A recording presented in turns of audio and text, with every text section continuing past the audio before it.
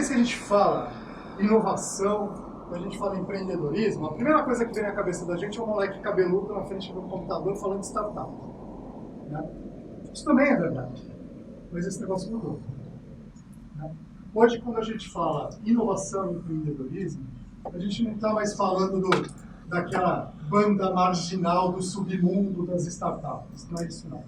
A gente está falando efetivamente de um comportamento e de um conjunto de competências que são requeridas para todo mundo. Né? E por que a gente está falando isso? Tem uma frase que eu gosto muito desse cara, que é um empreendedor em série, que é o Michael Hyatt, que é fundador da Bluecat, da Data Stealth. Esse cara já rodou mais de bilhões, alguns bilhões de dólares aí em empreendedorismo. E esse cara é um dos criadores do Destruction Creative Lab de Toronto. É um dos caras mais bacanas que eu conheço em inovação. E eu gosto muito dessa frase. Manter os olhos no futuro é essencial para fazer o melhor no presente. Mas fala, chavão, né? Tá cheio de chavão por aí, né? Presta atenção na segunda parte da frase. É hoje. Quando a gente fala em inovação, a gente está falando mais de 5, 10 anos. Hoje. Virou sobrevivência, galera.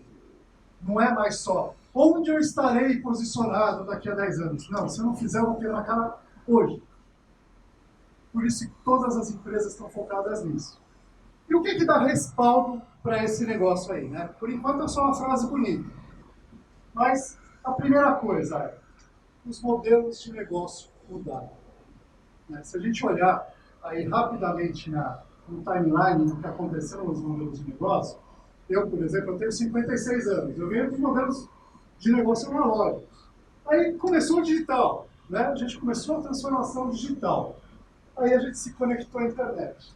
Aí a porcaria toda começou a mudar. Por quê? Porque a fronteira física da entrega de valor das minhas empresas mudou. Não é mais vai na lojinha. Agora é qualquer lugar. Agora a conexão é em qualquer ambiente que eu esteja. Aí veio uma transformação gigante, que é a inovação nos meios sociais, a conexão nos meios sociais. Por quê? Porque a partir deste momento, dessa onda 3, a minha reputação não é mais minha. Esta é a principal mudança. A partir do momento que os meus consumidores estão conectados em comunidades nas redes sociais, a minha reputação não é mais minha. Antes, eu fabricava o meu automóvel, fazia um belo automóvel, um produto muito bacana, montava uma tremenda estrutura de comunicação, usando marketing, usando publicidade, e virava para você e falava, meu carro é o melhor. O que você podia fazer? Engolir e aceitar. E testar, comprar e testar. Se ele não fosse, azar seu. Por quê? Porque eu tinha uma comunicação unilateral. A partir do momento que isso está nas redes, galera, eu construo e destruo reputações em alguns cliques. Então, essa experiência que eu provejo para o meu cliente não é mais minha. É ele que fala se é boa, se não é, o que precisa ter, o que não precisa ter e assim por diante. Ok? E aí, como a coisa já não tivesse suficientemente complexa para as empresas, para a gestão das empresas e definição de suas estratégias, veio o tal do telefone celular, cara. Ou todos os artefatos móveis que a gente tem. E aí, o que acontece? Além de tudo, eu não preciso estar sentado na frente do computador. Eu posso destruir a sua empresa dentro do metrô, sentado no banco do metrô. Ou no parque, enquanto eu tomo um sorvete, eu posso falar, olha só a papagaiada que a empresa do Wagner fez comigo. Ok? Ou, pelo outro lado, né, eu sou profeta do Apocalipse, posso falar, olha que legal essa experiência que foi provida para mim. Isso muda tudo. E, além de tudo, nós somos serezinhos altamente influenciáveis. Né? A gente gosta de pensar que a nossa autocrítica é enorme, mas não é a maioria, galera.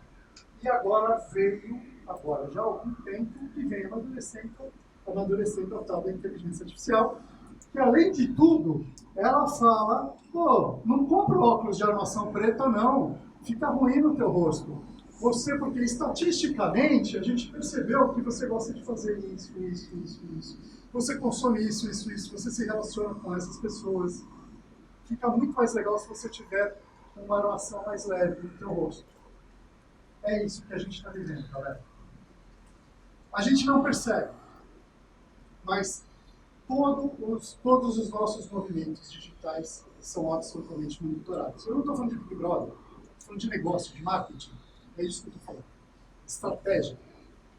E a IA veio para falar, não existe mais o consumo de massa generalizado. Tudo que vai ser feito daqui para frente é um a um. Ou seja, o nível de precisão dessa coisa é assustador. Tá legal? Tudo que eu estou falando aqui, você sabe que não é startup, é qualquer coisa. E a grande mudança, que eu acho que é maior, por enquanto a gente está falando tecnologia, tecnologia, tecnologia, tecnologia é ferramenta. A grande mudança é isso aqui. As empresas viveram as suas jornadas com foco nos seus produtos e nos seus serviços. Hoje o foco tem muito cliente. Quando a gente fala cliente, somos nós, ser humaninhos. Nós somos voláteis. A gente muda toda hora. Para mudar toda hora, eu não posso ter modelos de negócio que entreguem valor a cada ano. Eu venho dessa geração, né? A gente entrava num projeto de desenvolvimento de sistemas. Uau, vamos fazer um sistema de gestão. 2 anos e 5 milhões de investimento. Não existe mais isso, gente. Por quê? Porque 1 mês, 2 meses depois, o cara que consome aquilo já mudou. E o pior, ele está falando para todo mundo na rede que ele mudou. Ele está falando que não serve mais o que eu entrego para ele. Percebe? Nós mudamos. Os modelos de negócio mudaram para focar na nossa volatilidade. E assim, com todo respeito a todas as tragédias que houve na pandemia, a Covid trouxe muitas transformações para nós, consumidores, na nossa forma de entender a nossa relação com as organizações. Há cerca de 2 anos teve uma Inova Ribeirão, que me convidaram para palestrar sobre novos modelos de negócio e novo perfil de consumidor.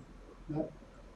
E das pesquisas que eu fiz exatamente para falar sobre isso, o principal uma das coisas principais, querendo carimbar, eu não quero mais comprar, alugar, eu quero vivenciar. Para vivenciar, eu preciso ter uma conexão importante do valor que a organização representa com os meus próprios valores. Isso muda sobremaneira a forma com que as organizações têm que entregar esses valores. Beleza? Pode me interromper a qualquer momento, hein? Só que eu bate-papo. E... Opa, por favor, vai lá. Ontem eu ouvi nesses canais do YouTube falando sobre o modelo de negócio da Rede Globo. Da Rede Globo. Rede Globo, ok. A cada ano ela vem perdendo receita na área de publicidade dela, justamente por causa do YouTube. Porque no YouTube você tem ferramentas que você conhece o seu consumidor desde a idade, onde ele mora, tudo. E o Ibope é só uma estimativa de quanto público que ela tem para vender, mas ela não te diz com precisão quem você quer chegar. Então, o balanço da Globo de 2000, o último balanço agora, eles tiveram um lucro agora de 830 milhões, sendo que no ano passado era um lucro de quase 1,4 bilhões. Desculpa, teu nome é? Everton. Everton, obrigado pela valiosíssima contribuição, Everton. Cara, eu estava falando, meu principal cliente hoje é uma multinacional japonesa, estou comentando com a galera aqui. E ontem eu estava falando com o gestor de lá, ele estava me mostrando uma peça publicitária muito legal de um produto novo, de uma moto nova que eles lançaram. Né? E ele até comentou comigo, ele falou, cara, a gente ficou tão orgulhoso de ver isso na mídia tradicional, mesmo sabendo que hoje é mais barato veicular na Globo do que veicular na internet. Olha a mudança, galera. É exatamente isso que você está falando. E aí, essa coisa toda... Por favor, vai lá, Cristiano. A Globo já está investindo nas plataformas digitais há algum tempo. Mas dentro do que ele falou, coisa de 5 anos atrás, tinha apresentadora de cacife da Globo na programação chamada YouTube de televisão B. Ou seja, criticando em vez de olhar o negócio que estava transformando completamente. Perfeito. Quer um número legal? 2013. 10 anos. 10 maiores empresas do mundo da Fortune. Tinha uma empresa de tecnologia em quinto lugar, que era a Apple. Só. Sabe quais eram as maiores? Walmart, varejo, tá tudo quebrando. Walmart, Ford, General Motors, o resto petroleiras, né? Chevron, ExxonMobil. A Coca-Cola já não estava. Esse ano, das 10, 7 são tecnologia. Só a Saudi Aramco, que ainda permanece, a árabe de petróleo, a Berkshire Hathaway financeira, que nunca saiu, por motivos óbvios, nunca saiu, e a Lilly, a Eli Lilly, que ainda está surfando nos resultados da Covid. Só. O resto é tudo de base tecnológica. Todas. Por causa dessa transformação, por causa disso que eu vou falar para vocês aqui agora. Por que isso aqui mudou? Não foi por causa de um guru consultor. Porque nós mudamos. Pessoal, transformação digital, o digital da transformação digital somos nós, não é a tecnologia. Nós nos tornamos digitais. A tecnologia é só ferramental. O modelo de negócio só responde a essas mudanças comportamentais. Por quê? Porque nós fizemos uma mudança no fluxo de valor. O fluxo de valor, ele era unidirecional, né? Como eu falei. Fabrico o meu carro, uso a peça publicitária e falo para você, compre. Você só tinha 2 decisões, comprar ou não comprar. E a palavra de ordem da empresa era vender, vender, vender, vender. Bom, acabou a relação. Mudou, né? Hoje, a gente está falando de um ambiente multidirecional. A gente está falando em clientes que se organizam em comunidades, que têm fóruns para discutir as coisas. Meus parceiros e meus concorrentes têm que estar nessa mesma rede, é uma loucura. É o que a gente chama de competição. O meu concorrente, numa determinada entrega de valor, ele pode ser meu parceiro. Olha que doido que é isso, né? E a minha reputação não é mais minha. E aí, o que isso mudou para nós?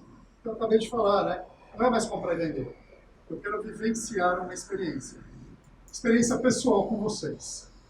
Quem me conhece sabe que eu sou xiita com ética. É uma característica minha e acabou no mundo e como ficar. Um dos maiores e-commerces do mundo, eu comprei um produto desses caras e veio um produto falsificado. Comprei um produto do meu filho. E veio um produto eletrônico falsificado.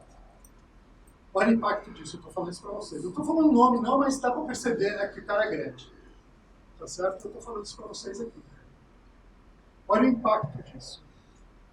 Tá certo? Olha como eu posso influenciar, ou tentar influenciar 60 pessoas numa experiência porque houve uma desconexão de valor. O produto, não sei se o produto era bom, ruim, funcionou ou não funcionou. Na hora que eu saquei que o produto era pirata, eu falei, eu não quero nunca mais ter relacionamento com esses caras. Porque eu quero viver uma experiência com organizações que entreguem valores que são alinhados aos meus valores. Se a empresa não tiver essa percepção, vai. Eu simplesmente desconecto e pior, vou ser um detrator. Vale o contrário. Aí eu posso falar nome. Eu tive uma experiência, tem um cliente meu que acabou de ser promovido a CEO de um grupo grande. Eu comprei um livro e mandei entregar para ele, em São Paulo, na Amazon. Deu um pau na entrega. Acabou que o livro não chegou. Vou tornar a história curta. O atendimento da Amazon foi tão bom, mas tão bom, que eu nem fiquei bravo com a Amazon. Falei, ok, erraram. Mas eles fizeram tanta coisa para tentar arrumar, e para mostrar o respeito que eles tinham pelo fato de eu não ter conseguido entregar o valor para o meu cliente, que eu acabei relevando. Esse é o mundo que a gente vive. E isso para as empresas mudaram as palavras de ordem. Não é mais vender, vender, vender.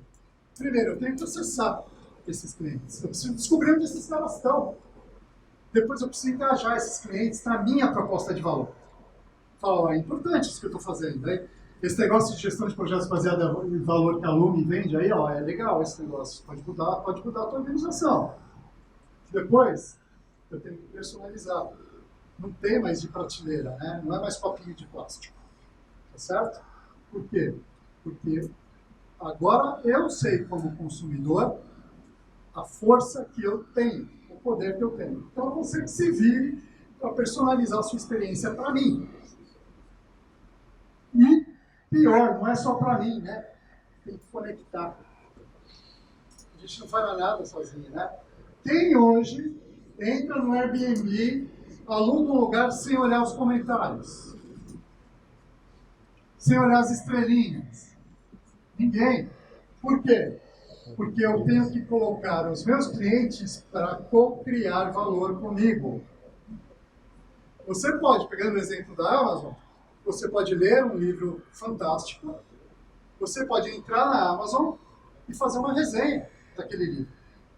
Se vai passar por uma curadoria, se for aprovado, eles vão publicar a tua resenha.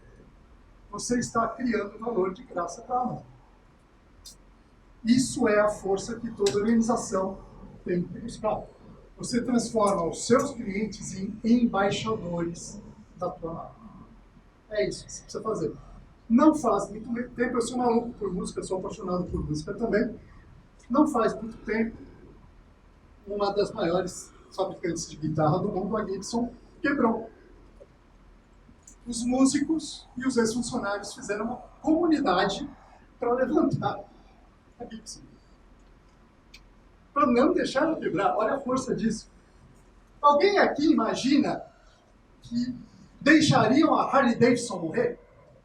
A Coca-Cola morrer? Não deixariam.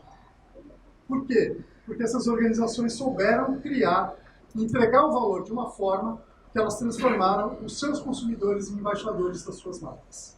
E é isso que toda organização tem que buscar. E aí deve ter muita interrogação na cabeça. Né? O que isso tem a ver com inovação para empreendedorismo? O que esse cara é louco? Vamos lá. O resultado é esse, galera. O ambiente que a gente vive hoje, ele é tão dinâmico, tão complexo. Eu adoro essa frase, infelizmente faleceu, Andy Grove, que era o CEO da Intel. Só os paranoicos sobrevivem.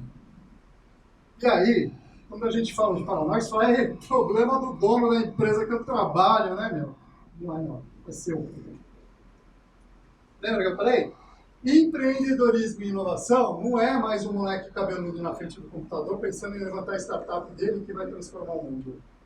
As empresas já sacaram que os seus colaboradores têm que ter a veia de empreendedorismo. É o que a gente chama de intraempreendedorismo e tem que estar conectados com o caminho de inovação, de transformação. E é disso que a gente vai falar daqui para frente. Beleza? Tá aí, galera? Pode falar. Fazer um comentário até mesmo voltando ao slide anterior. Fala aí. Porque você falou uma coisa interessante com relação ao que somos digitais, né? Uhum. Então é muito comum a gente pegar a estatística, né? Você falou praticamente 7 grandes empresas, Big Techs, né? Em relação da área digital, muitas empresas, diversos segmentos, farmacêutico, varejo, migraram muito para o digital. Então nós até, você me conhece bem, nós estamos investindo muito no físico. E recentemente eu vi uma entrevista do CEO da Arezzo, que eles haviam feito um investimento maciço no digital, enxugou a estrutura, só que estavam perdendo receita. Então, assim, é legal você comentar dessa questão do nós somos, né, digitais, e a importância da experiência para o cliente, né, ele está tocando, porque muitos produtos é muito interessante, né, para a gente dar essa alavancada, a gente sentir o produto, tem que pegar. Então, aí o físico, como que você faz esse equilíbrio entre o digital e o físico? Legal. Não está combinado, não. Eu conheço ele, mas não estava combinado. Obrigado pela contribuição. Eu vou voltar, então, um pouquinho para falar disso para o advento da pandemia. Tá certo? Até a gente chegar na pandemia, Nós temos os nossos 5 sentidos, e isso é importante para a gente, principalmente quando a gente fala de produtos tangíveis. Mas nós já nos relacionávamos no meio digital há bastante tempo. Só que assim, a gente tinha o conforto de eu quero ser na loja. É isso que eu faço. De repente, ninguém mais pode ir na loja. Todo mundo trancado dentro de casa. Só que você continuava com seus desejos de consumo, com as suas necessidades de consumo. Aí a gente foi para onde? No digital. Chegou no digital e encontrou o quê? Um monte de experiência técnica. Um monte de organização, e isso está na alma do porquê que a gente tem que caminhar para cá, que não sabia se relacionar com os clientes no digital. E o pior, as que tinham a estrutura digital montada, elas não eram coerentes com a conexão física. Né? Eu vou numa loja, vou pegar o exemplo da Arezzo que você deu, né? Eu posso pegar até minha esposa, que gosta um pouco da Arezzo. Vai lá, na Arezzo. Gosta de um determinado sapato. Quando você sai e você entra na Arezzo digital, você quer a continuidade daquela experiência. Você não quer falar, pô, mas eu não acho o sapato, acabei de ver o sapato na loja, por que não tem o sapato aqui no digital? Ou o contrário. Ou mais, gente, para onde a gente está caminhando? Para ela chegar na loja digital da Arezzo, escolher a sandália, chegar na loja, ser identificada e alguém falar para ela, dona Alessandra, a senhora não gostaria de tomar um café enquanto a gente pega a sandália 36? É um contínuo. A experiência digital, a experiência atual, inovadora, ela tem que ser um contínuo entre o físico e o digital. É uma experiência só. A organização tem uma proposta de valor. A proposta de valor não pode mudar no meio onde ela opera. É para isso que a gente está caminhando. Só que, o que acontece é, nós somos voláteis, e a gente muda toda hora. Então, ela viu a sandália, foi na loja, chegou na loja, eu não quero aquela sandália. A resposta que ela espera é, segundo os seus comportamentos, ninguém vai falar dessa forma, mas não, Alessandra, nós temos essa. Sabe por quê? Porque muito em breve um algoritmo de inteligência artificial vai falar, olha, o comportamento digital da Alessandra é esse aqui. Logo, a melhor sandália para ela é essa aqui. Percebe? É junto. Nós somos digitais, totalmente digitais. Como consumidores, totalmente digitais. Só que, como humanos, obrigado pela contribuição de novo, Elisa, como humanos, nós precisamos do tangível. Eu vivi uma experiência muito legal há muitos anos. Eu trabalhava com consultoria, uma consultoria muito grande, na área de seguros, para as seguradoras. E a gente estava atuando em consultoria para construir produtos que a gente chamava de microseguro, que eram seguros muito baratos, extremamente amarradinhos, né? Mas muito baratos. E a gente viu uma experiência de uma seguradora no México muito legal. O que ela começou a fazer? Ela começou a vender seguro automóvel em varejista, e em farmácia, seguro vendido em farmácia.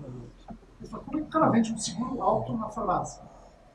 Na gôndola, tinha uma caixinha em formato de um carro, que era o seguro. Carro, o tipo tal. Tá bom, esse carro médio tal. Você tangibilizava o serviço. O seguro é absolutamente intangível, é um serviço. E eles tangibilizaram isso. Por quê? Porque, cara, era muito barato, né? Era coisa de $5 o negócio.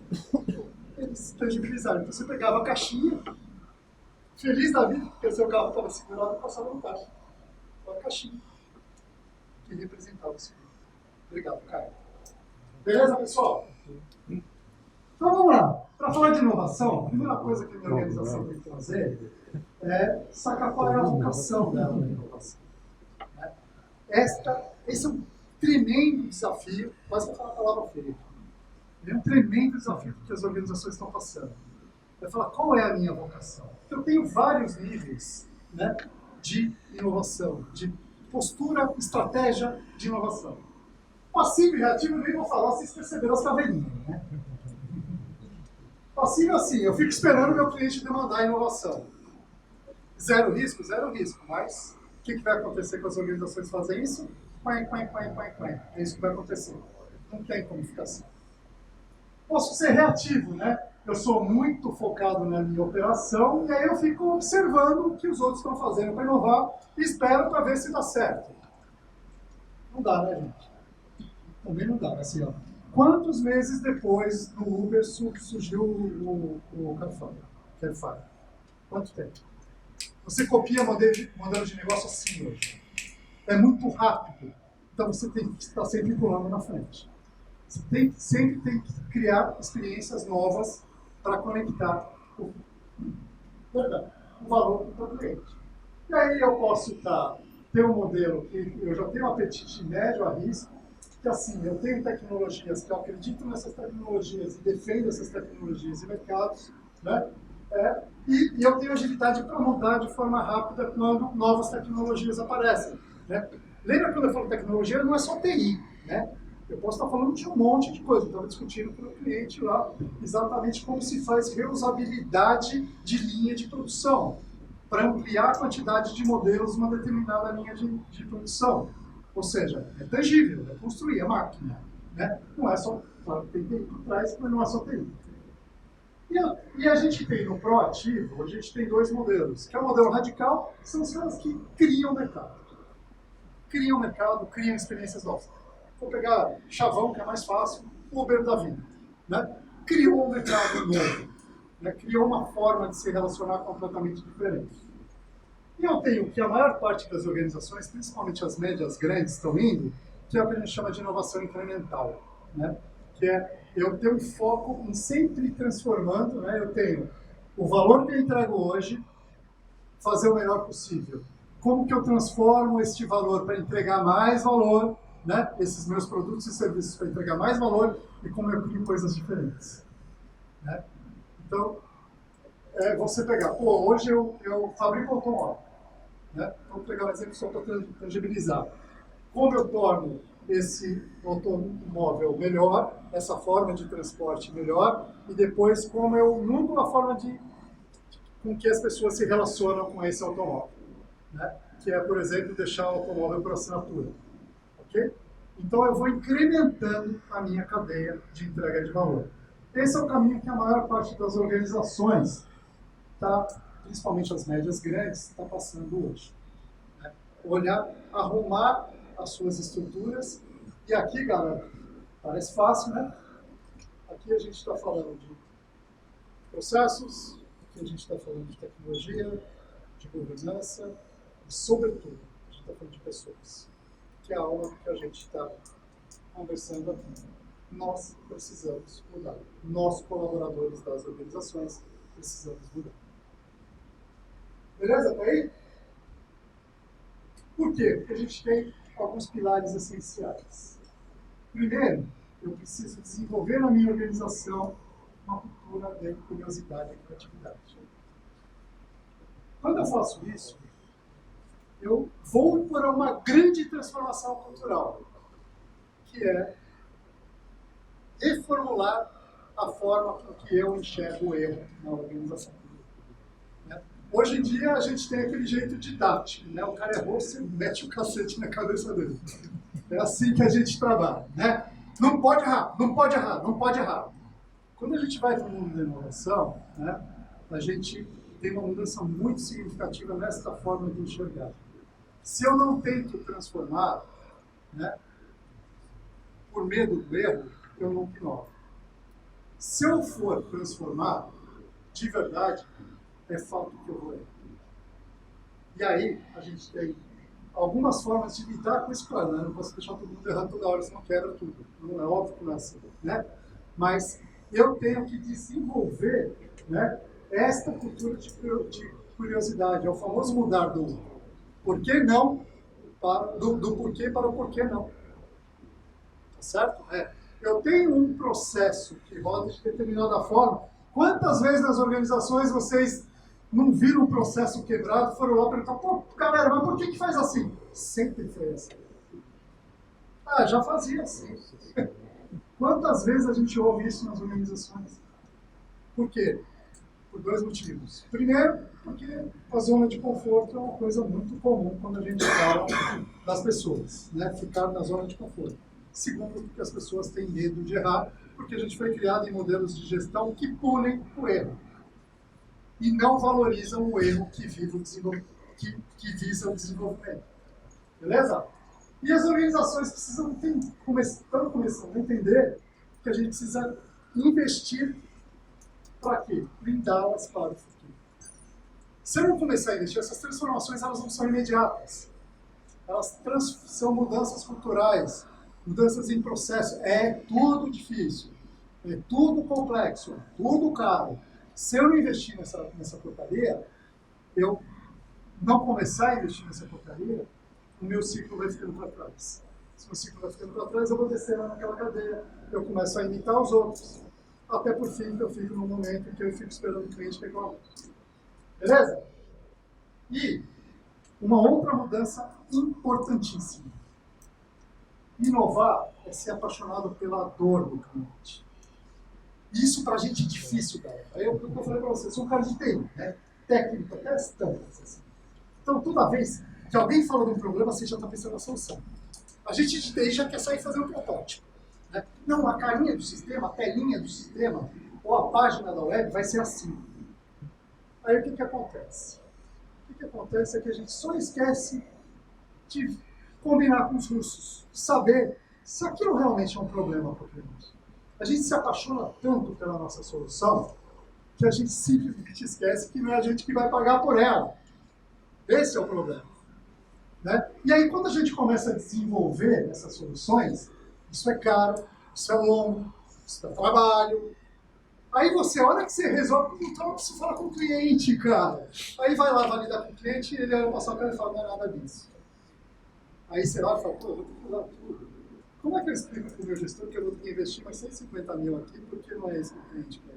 Aí a gente começa a tentar encaixar bolinha em quadradinho. E começa um processo sistemático de destruir valor. E isso é a famosa espiral da morte. A gente vai destruindo valor. O cliente que está lá nas redes, conectado com todo mundo, ele vira e fala, ó, gente, não é legal aquela experiência lá com os Wagner, cara, não é legal. Já foi legal, jeito, não é legal. E a coisa vai minguando. Beleza? Ser apaixonado pela dor é a alma, o que está no fundo da alma de todo empreendedor. E aqui a gente está falando de empreendedor dentro das organizações. Eu adoro esse exemplo, galera. Não tem nada mais real do que isso aqui, ó. Não tem nada mais real do que isso aqui. Olha só, quando você compra um móvel para o seu bebezinho, você está apaixonado pelo móvel, né? Cheio de vestido e tal. Ele olha e começa a ver um monte de bunda. É isso que acontece. É isso que a gente faz todo dia nas empresas, cara. Eu adoro essa metáfora, porque é perfeita. Né? A gente está todo mundo apaixonado pelo nosso produto e serviço. Você vai perguntar para o cliente, mais ou menos. É isso aí. Por quê? Porque a gente olha de dentro para fora. A gente não olha de fora para dentro. Não se desenvolve experiências, produtos, serviços em laboratório, na tela do computador. Se desenvolve na rua, falando com o cliente. Quando eu falo na rua, é uma metáfora porque pode ser cliente interno. Né? Eu posso estar desenvolvendo alguma coisa para um cliente interno de outra área da organização na qual eu trabalho. Mas continua sendo um cliente. Beleza? Isso é super importante, essa mudança é super importante. Vamos lá. E o que é valor? O valor tem que ser tangível para o cliente, é algo que ele consegue entender. Né? Quantas vezes a gente vê, porque cara, essa tecnologia é máfia, cara, isso, né? Ou móveis também, adoro isso. Né? Tem aqueles manuais de montagem de móvel que pega a flange, que tem 45 graus, ninguém sabe nada. Né? Ou seja, tem que ser tangível, tem que ser relevante, ele tem que analgesiar uma dor relevante para o cliente. Faço a seguinte pergunta para vocês. Quantos apps tem no seu celular que você não faz ideia para que serve? Percebe? Cada app desse, pessoal, É claro que existem apps que são operacionais, que eles precisam para o artefato funcionar. Mas cada app desse é complexidade, risco e custo.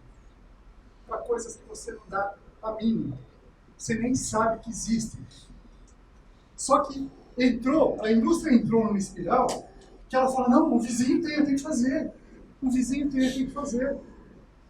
Ah, não, isso tem que ter. Mas nós que somos clientes, estou nem aí com isso aí. Né? Tem que ser mensurável, né? Tem que quantificar o valor que ele tem para mim. Né? Tem que ter esse tipo, olha só, né? A loucura que a gente está no mundo logística. Né? Você hoje tem os grandes varejistas ou marketplaces, ou e-commerces, whatever, né? Te entregamos em 6 horas, te entregamos em 12 horas, as Magalu da vida aí, né? Por quê? Porque a gente está na paranoia de que eu preciso entregar o mais rápido possível. Só que quem está olhando, né, tem várias empresas de logitech que estão atuando nisso, está enxergando que eu não quero mais o mais rápido possível. Eu quero quanto eu quiser. Olha a diferença disso no modelo operacional de uma empresa logística. Eu tenho tudo setado para entregar tudo que chega no meu CD em 12 horas. De repente, eu tenho que fragmentar isso e falar, não, esse aqui é em 6, esse é em 12, esse é em 48. E quem não fizer vai se lascar. É só olhar para o futuro. Porque quem manda somos nós. A reputação das empresas sou eu que crio. Não é empresa. Beleza? E tem que ser dinâmico, né? Tem que, como de jogador de futebol, tudo evolui. Então tem que evoluir também. Não tem jeito. Beleza? Não dá para parar no tempo. Beleza? Vamos lá. E aí, pessoal, estamos falando de resistam, a gente está chegando no fim. E aí, essa inovação, ela requer uma jornada. Né?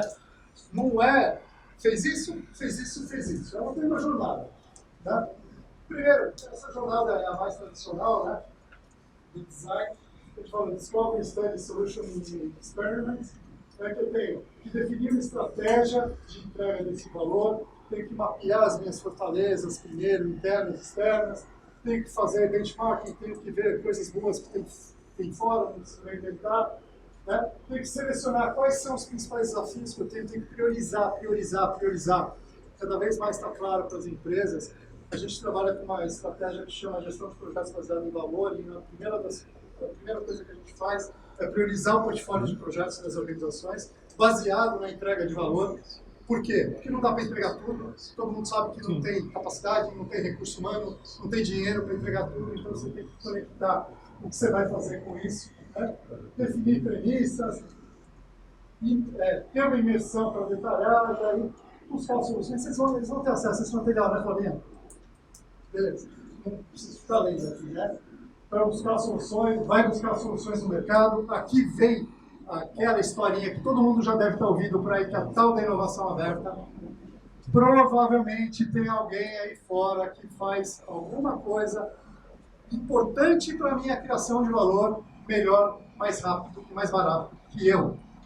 Vou pegar, por exemplo, de logística, né, que eu estava falando.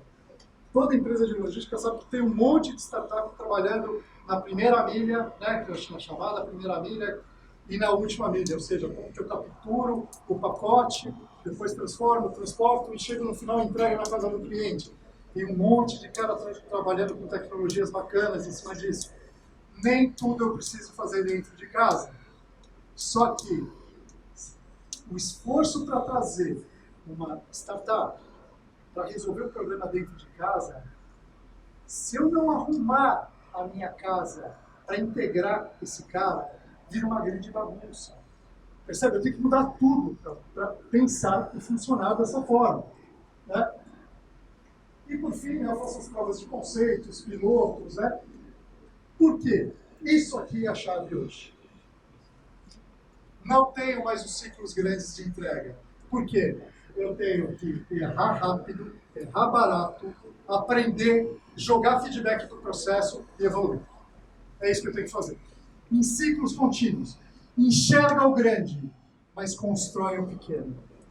Por quê? Porque cada construção deste pequeno, você tem a oportunidade de validar com o teu cliente na ponta se realmente você está na resenha das dores dele. Ou seja, você não joga dinheiro fora. E você cada vez mais vai cativando esse cliente na sua construção de valor. Beleza? Vamos lá. E algumas coisas importantes. Se a gente fala para inovar, hoje o colaborador tem que ter atitude de design. Que a gente chama de atitude de design. Que é, isso é um processo iterativo, não é linear. Por isso que a gente precisa reformular a visão do erro. Porque assim, 2 passos para frente, 1 para trás.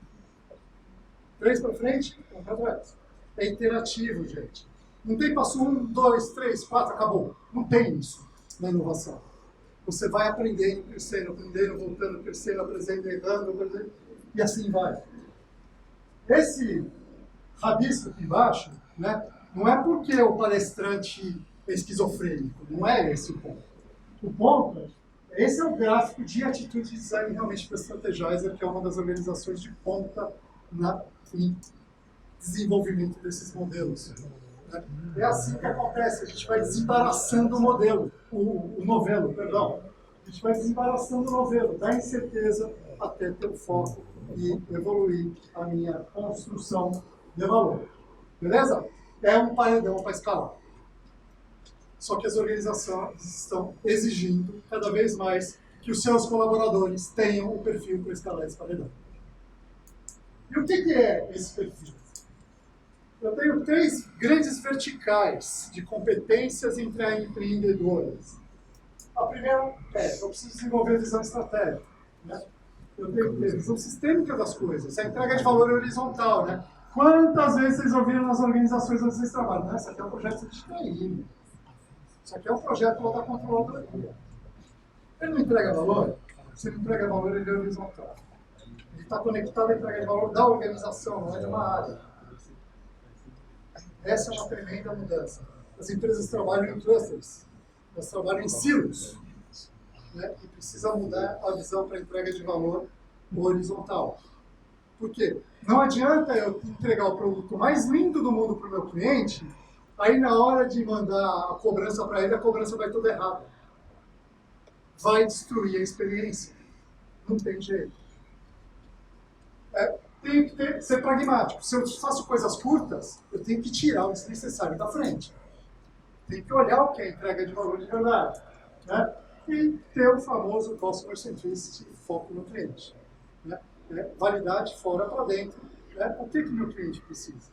Né? Quantos processos a gente conhece, né, que passam entre as áreas e o que a área 1 está gerando para a área 2 destrói o trabalho da área 2 e a área 1 nem sabe. Ah, cara, se você colocar mais essa coluna aqui, você me resolve o problema. Mas ninguém nunca perguntou para ela se precisava da coluna. Né? Precisa ter inteligência emocional. Né? Se eu estou trabalhando assim, nessa velocidade, é pressão. Eu tenho que saber lidar com pressão e com a frustração de errar, de não funcionar. Errar rápido. Né? Lidar com riscos. Toda vez que eu faço coisas mais rapidamente, eu tenho maiores riscos. E tem que saber ouvir, discordar e criar soluções, co-criar soluções. Por quê? Quando a gente fala em criação de valor, a gente está falando de equipes interdisciplinares. Perceba que não são multidisciplinares, não é assim. O analista de sistemas, o contador, o cara do marketing. Interdisciplinar significa que eu sou o cara de TI, mas eu tenho as minhas vivências, as minhas experiências, a minha formação. Eu posso opinar em coisas de marketing. Isso vai gerar mais valor para a organização. É claro que o pilar de construção vai ser o cara de marketing, mas eu posso. A gente não trabalha com robozinho. Outra coisa, empatia, né? Protagonismo, dar o passo à frente. Empatia por quê? Porque a hora que meu amigo errar, a hora que meu colega de trabalho errar, eu não posso falar, você viu? Olha o Zé de novo. Olha o Zé quebrando tudo. Destrói tudo que a gente está construindo. Né? E capacidade de inspirar e engajar. Isso são coisas importantíssimas para a liderança. Moçada, é este o caminho. É este o caminho. Foi até engraçado, outro caso real, né, que eu falei para vocês. Esse meu cliente que foi promovido a CEO de um grupo, é um grupo muito grande, né? Eu sempre enchi o saco dele nos projetos. Né? Ele era diretor. Eu enchi o saco dele. Falava, fulano, precisa de patrocínio incondicional para fazer esse negócio, né? Porque senão não vai, tem que ser de cima para baixo, tem que ter uma mensagem clara da liderança para baixo. Aí quando ele virou CEO, que eu liguei para dar os parabéns para ele, ele falou, pronto, agora você tem, resolva. Você não queria patrocínio? Agora você tem, resolva. E é isso aí. Tem que ter milhões de horas, a gente fala assim, cara, você está fazendo, trabalhando só pela grana, muda. É muito difícil passar uma vida inteira fazendo alguma coisa que não tem a ver com a tua paixão, com o que você realmente está a fim de fazer, né? Resiliência é a palavra que todo mundo fala de empreendedorismo. Não adianta. Se você... Quem me diz qual é o antônimo de sucesso? O empreendedorismo não é fracasso. É desistência. Vou combinar também, tá?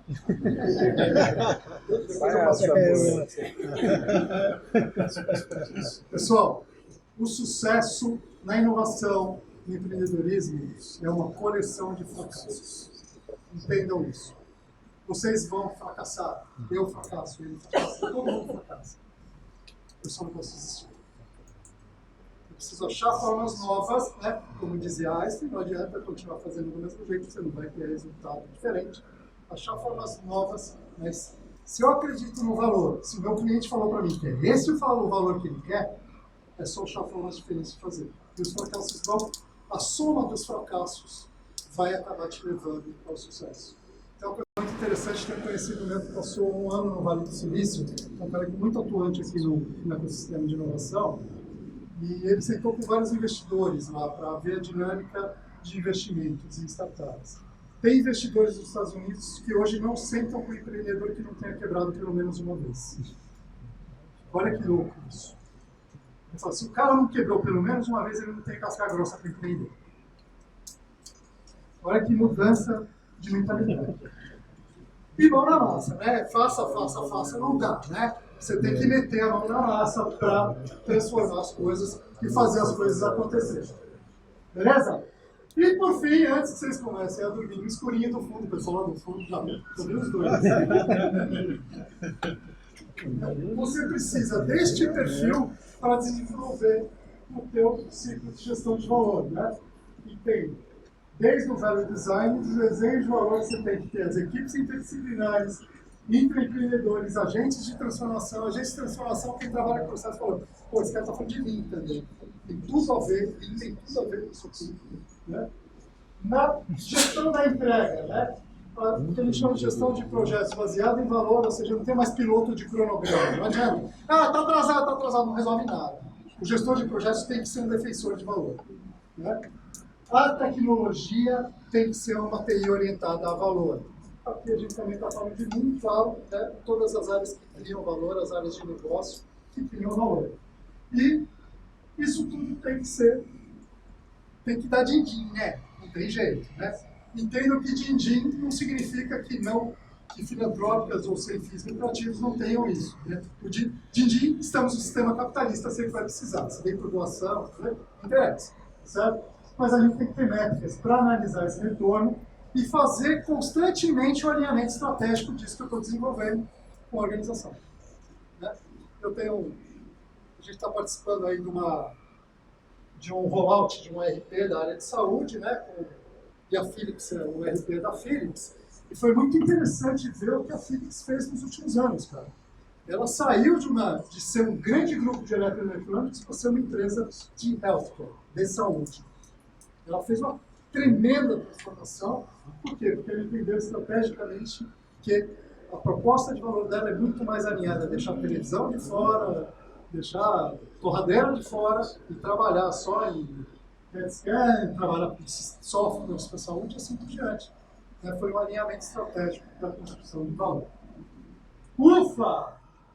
É isso, minha gente. Perguntas, comentários, xingamentos, tomatadas, fiquem à vontade. Pode jogar essa prata, não tem problema. Se for Dareza, joga nela.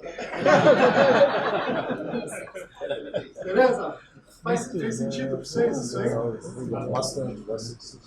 Legal. Então, vocês vão receber isso, meus contatos estão lá, fiquem à vontade. Eu Deu para perceber que eu tenho um pouco de paixão para falar disso. Por favor. Professor, me ajuda a sair de onde eu vim aqui. Opa!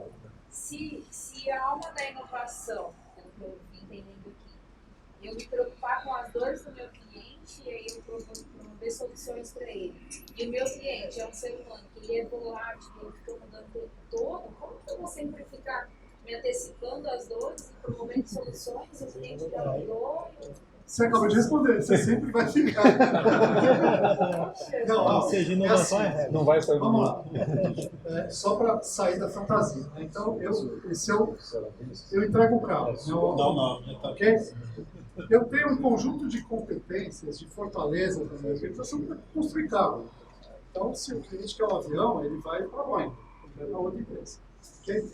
O que eu tenho que me preocupar? Desculpa, teu nome é Ana Rita. O que eu tenho que me preocupar? Primeiro, esse carro que eu estou fazendo, ele é o carro que a Ana Rita quer? Essa é a primeira coisa. Né? Ele tem as características que a Ana Rita quer? Assim, se a Ana Rita, se eu estou focando, né, num mercado que está num grande conglomerado urbano, será que faz sentido eu entregar um carro enorme que não dá para estacionar em todo lugar? Eu tenho que primeiro... E assim, será a Ana Rita gosta de dirigir ou não gosta de dirigir? Tem que ser mais fácil ou menos fácil? Olha que legal disso que a gente está falando. Eu estava discutindo com esse meu cliente, né? O perfil do cara que usa moto hoje. Né? Não dá para você comparar o cara que usa moto hoje no interior com o cara que usa moto em São Paulo. Em São Paulo é fonte de renda. É o entregador do Uber. É o entregador de qualquer outra coisa, é o motoboy. Para esse cara é uma ferramenta de geração de receita para a família dele. Olha só, as dores dele são diferentes das dores do cara que anda numa moto interior, que é um estilo de vida.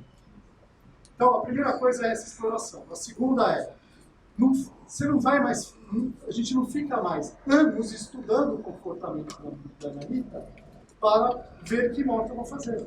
Eu vou fazendo motos e vou melhorando motos. Esse ciclo é contínuo, não tem o que fazer mais. Por quê? Se eu demoro aqueles 2 anos para fazer essa moto, você já quer outra coisa, para começar. Né? Ou seja, eu tive 2 anos de esforço para chegar num ponto que não te atende mais. Então eu tenho que ir melhorando gradativamente. Essa tem que ser a cabeça de todo mundo que está trabalhando na organização. Não é só quem idealizou a moto. Quem está em todo o ciclo produtivo. É quem está... Como é que gera a documentação? Imagina, né?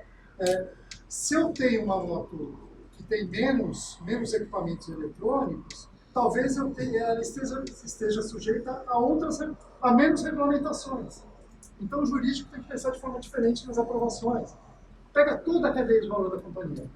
Por isso que isso é uma forma de pensar na transformação cultural. Okay? Mas a resposta, assim, é isso aí. É contínuo. Tem mais? Todo mundo morrendo de fome aqui, o cara falou. Wagner, e na verdade isso está explicando muito para o cliente final, né? Só que se a gente trazer também para o cliente interno, dentro da companhia, é o mesmo exercício, porque às vezes a gente está com um problema, se ele passa muito tempo para resolver, quando vem a solução, já não faz mais sentido, porque já mudou, já não precisa mais daquela. Já. Desculpa, teu nome é? Rafael. Rafael, obrigado pela contribuição também, Rafael. Olha só, nesse mesmo contexto que eu estou falando, né? Tem cliente meu, cara, que tem um ciclo de contratação de fornecedor, eles são tão rígidos na gestão de riscos que o ciclo de contratação de fornecedor deles é de 6 meses. Logo, como é que você vai entregar um negócio que você tem que entregar em 3, se demora 6 para contratar? Aí tem as negociações internas, exatamente, lá a gente está montando um processo que chama Fast Tracking. Bom, para esses casos, a gente não quer corromper a sua governança, mas para esses casos, o processo vai ser diferente, porque ele tem que ser mais rápido. 100% do que a gente está falando aqui vale para cliente interno, externo, marciano, plutoniano, qualquer coisa, de 2 patas, 4 patas, qualquer coisa que vocês quiserem. É uma forma de agir e pensar. Pensa primeiro na dor. Beleza? O que mais? Levando em consideração que os 98% do mercado do Brasil são compostos por pequenas empresas, como que você vê essa implementação de pequenos negócios? Porque nós estamos fisiológica do negócio, que é faturar e pagar a conta. Dentro desses negócios, a inovação é essencial e um arroz com feijão bem feito, muitas vezes é o principal. Seu nome é? Vitor. Obrigado, Vitor. Valeu demais pela contribuição. Você resumiu na última frase. Gente, inovar não requer nenhuma engenharia de foguete. Não requer. É claro que você vai estar lidando, eu estou lidando lá com manufatura, né, da empresa japonesa, lá, manufatura de moto. Cara, é claro que tem tecnologia fáceis, né, mas você pode ter um café. Se você tiver esta postura, esse mindset, o arroz com feijão bem feito, você vai entregar valor. Assim, tem uma coisa muito legal que aconteceu. Tem um café que a gente costuma ir, cara, e é notório, né? A Anise e eu, a gente conversa muito sobre as características do dono, assim, né? Como empresário, né? Eles acabaram de criar, cara, um buffet, né, de café da manhã. Ele sacou, cara, que ele não precisa ter um buffet gigante. Você não precisa ter 285 opções de pãozinho. Ele pode fazer o bem feito, com qualidade, um tremendo atendimento e um ambiente legal. É o arroz com feijão que você está falando. Né? Aí, o que isso possibilitou? Ele transformar um buffet que em qualquer lugar é 50, um buffet de 30, de 20, né? Acho que de 20. Por quê? Porque não tem app desnecessário no telefone dele, galera. Ele sacou que ele não precisava de app desnecessário no telefone. Então ele não botou 50 pãezinhos. Ele não colocou 18 sucos. Tem 2 sucos, café, não sei nem se tem leite para mim, só. Tem um pãozinho de queijo. Então, cara, está lotando todo dia. Por quê? Qual que é a dor das pessoas durante a semana que não tiveram tempo de tomar café em casa? Eu quero algo rápido, com preço legal, com qualidade. Acabou. Ele arrancou os apps desnecessários do telefone dele, cara. Arroz com feijão bem feito. Só que o que está por trás desse arroz com feijão bem feito não é o arroz com feijão que eu como. É o que o meu cliente quer comer. Essa percepção é importante. Super contribuição. Obrigado, cara. Alguma coisa mais? Wagner, uma última aqui. Não sei se é a última, mas é tudo bem. Meu nome é João e eu trabalho com essa parte de consultoria logística. Você citou alguns exemplos de logística. E hoje eu vejo muito assim, a inovação, mas muito segmentada. Ou eu faço uma coisinha bem feita, que eu sinto esse produto por estimagem, né? Que é a última ponta, ou a primeira, que aí entra o fio de vendas, aquela coisa toda. Esse é o exemplo de arrumar a casa no mês, né? Se você ficar fazendo com esses pedaços. E hoje o que eu vejo é a falta de um processo integrado de ponta a ponta. E aí a pergunta é, será que essas empresas que estão olhando só um pedaço, estão esquecendo de ligar o tudo, será que elas vão ter um... Por que não se tem uma visão geral? Que eu sinto falta disso, de alguém que pense de uma forma sistêmica na inovação, de ponta a ponta até a experiência do cliente. Porque vocês costumam essa experiência do cliente bem antes da entrega, né? Então, como que a gente consegue talvez conectar tudo isso? Obrigado, João. Outra super contribuição. Primeiro, quando a gente fala em caras que vão complementar a cadeia de valor de alguém, como startups estão trabalhando no last mile e no first mile. Os caras são especializados, eles têm que estar ali. Ele é um pedaço da cadeia de valor. Agora, a empresa de full service provider de logística, que está olhando toda a cadeia de valor, o grande desafio dessa empresa é conectar essas pontas. É ter um modelo de negócio, porque você concorda comigo que o cara que está lá no last mile, ele é especializado naquilo. Ele respira aquilo todo dia. E ele vai mudar aquele negócio para se adaptar e ser cada vez mais competitivo naquilo. Só que as mudanças que ele faz na startup dele, nesse exemplo, vão impactar o meio da cadeia de valor do cara que é full service provider. Então, o seu modelo de negócio tem que estar preparado para plugar e desplugar. Esse é o grande desafio. E não há dúvida que, quando a gente fala de empresas maiores, o maior desafio é a tecnologia da informação, porque é onde demora mais mudar e onde custa mais caro mudar e dá mais problema, porque o diabo mora nos detalhes E os detalhes estão nos sistemas. É simples assim. Né? Então, as empresas, elas estão, para fazer essa conexão, João, elas estão desenvolvendo arquiteturas novas. Vou dar um exemplo para vocês que talvez seja chocante. 37% dos bancos do Brasil, banco que sempre foi extremamente restrito ao acesso de qualquer fornecedor em suas plataformas tecnológicas. Dados da Febraban, 37% dos bancos já estão com arquiteturas preparadas para receber conexões de pessoas que queiram vender os seus produtos, ou pessoas que queiram, empresas, óbvio, né? Ou empresas que tenham produtos que possam complementar a cadeia dos bancos. Isso acaba, quando a gente fala em gente, peixe grande, né? Que nem operador logístico, a gente acaba na tecnologia. Não tem como. Porque para fazer esses plugins, né, você precisa ter uma arquitetura de tecnologia muito robusta. Beleza? Tipo o mercado tem uma boa discussão. É uma conversa mais longa aí. Mas entendi o teu ponto. Faz sentido. Alguém mais, galera? Gente, a gente tá morrendo de fome, o cara tá falando, não para de falar. Já deu, né? Então, pessoal, ó, meus contatos estão aí, agradeço a Fé, a Fundace, a Flavinha, obrigado pelo apoio de toda a equipe. Como vocês são demais. Né? Foi uma alegria estar com vocês aqui, meus contatos estão aí, estejam à vontade para me contatar. Deu para perceber que eu sou um pouco apaixonado por esses assuntos, né? Gosto muito de falar disso. E tenham um ótimo final de semana com vocês. Obrigadão. Então.